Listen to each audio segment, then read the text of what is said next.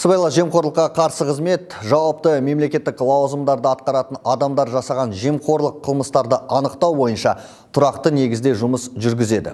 Қазіргі уақытта іс бойынша қылмыс туралы кісі өлтіруден хабарламауға дейінгі әрекеттерді қайта саралау туралы мәселені шешу сылтауымен ірі мөлшерде алаяқтық жолмен ақша алды деп күдіктелген Алматы облысы Қонаев қаласы сотының төрағасына қатысты қылмыстық іс тергелуде.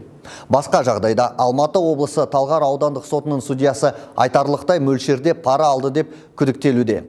Ол сот орындаушысы арқылы кәмелетке толмағандардың жыныстық тиіспеушілігіне қарсы аса ауыр қылмыс жасаған адамға қатысты медициналық сипаттағы мәжбүрлеу шараларының түрін өзгерту туралы 10 шешім шығарған үшін ақшалай сыйақы алған. Сондай-ақ Алматы облысының мамандырылған ауданаралық экономикалық сотының судьясына қатысты қылмыстық іс қаралуда. Ол кәсіпкерден миллиардтаған салық берешегі бар екі компанияны банкрот деп тану туралы заңсыз шешімдер шығарған үшін пара алды деп айыпталуда.